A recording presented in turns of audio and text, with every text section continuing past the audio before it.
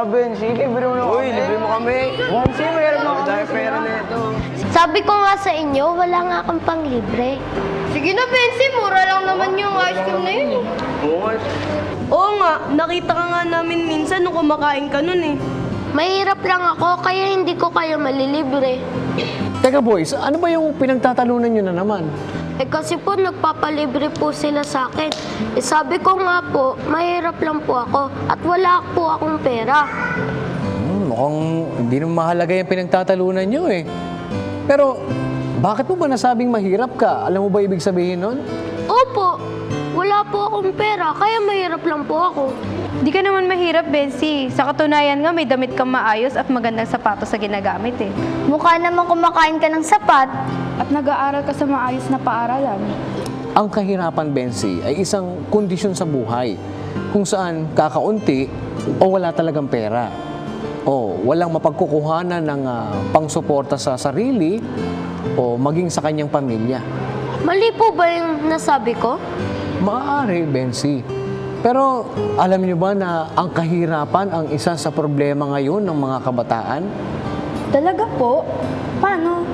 Ayon kasi sa UNICEF o United Nations Children's Fund, nasa 25,000 na mga kabataan ang namamatay dahil sa kahirapan.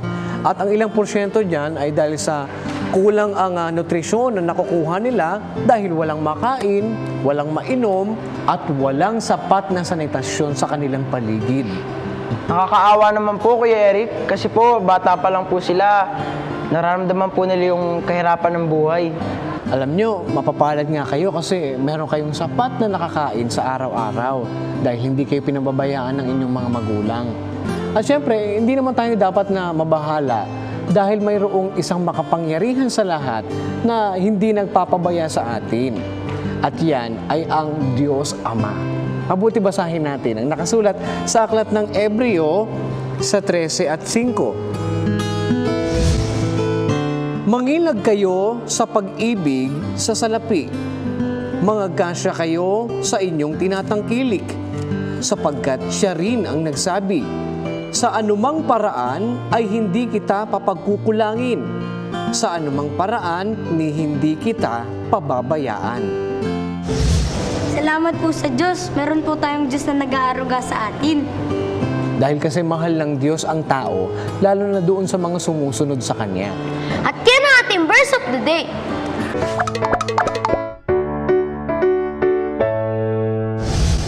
Mabuti pa pag-aralan natin ngayon ang isa sa pangunahing suliranin at issue sa inyong mga kabataan. At ito ay ang kahirapan. Papaano nga ba ito nakakaapekto sa mga tulad ninyong kabataan? Yan sa pagbabalik ng KNC Show!